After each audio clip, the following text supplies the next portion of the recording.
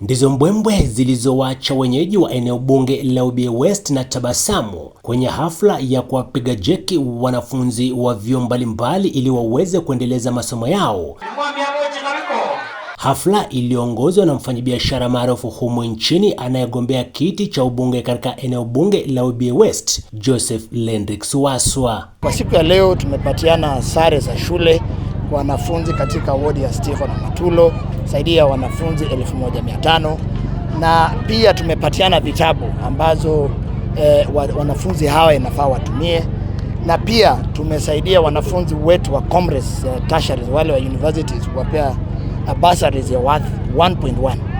Na unapokuwa kiongozi vitu kama hizi ndio inafaa ufanye. Kwenye hafla hiyo Lendrix amepeana cheki ya hundi milioni 1.1 kwa wanafunzi hao na kupeana sare za shule kwa wanafunzi wa shule za kimsingi, jambo ambalo limewasaidia pakubwa wazazi na wanafunzi hao, kwa kuwa baadhi ya wanafunzi hawa wanatoka katika jamii isiyojiweza na kudidimisha ile bidii yao kutokana na sare zilizochanika. Zile hela zinaletwa hapa kwa sababu ya kusaidia watu wetu kwa mambo kama ambayo tumefanya hivi, kwa sababu tunapopigia kiongozi tunajua ya kwamba inafaa ya kwamba kama ni shule zetu zijengwe, kama ni watoto wetu walipiwe bursary ambayo iko equal, na sio hiyo tu, pia ya democracy. Lazima tujue ya kwamba watu wetu wanaishi na uhuru ambao ya kwamba una usawa kwa kila mtu.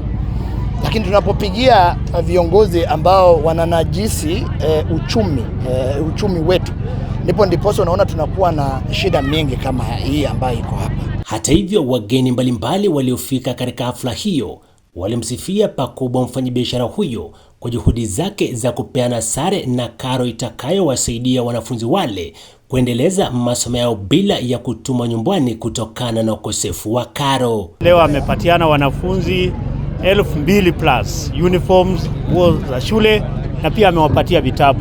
Pia ametoa bursaries kwa wanafunzi wa vyuo vikuu na colleges zingine, jambo ambalo tunamshukuru Mheshimiwa Lendrix, na tunaomba ya kwamba aendelee kusaidia shule zetu. Kama mama, kuna ile aibu ambayo mtoto anaweza kuwa nayo wakati anaenda shule akiwa hana nguo, kama hana sare. Kwa hivyo kama mama nimefurahia kwa sababu leo watoto wetu watakuwa na ile self esteem, wataweza kusoma kwa bidii, wataweza kukaa shuleni wakijua kwamba hawatachekelewa na wenzao tena. Kwa hivyo mheshimiwa, tunakushukuru na endelea kusaidia watoto wetu. Sani Matano, Mpakani TV, eneo bunge la Webuye West, kaunti ya Bungoma.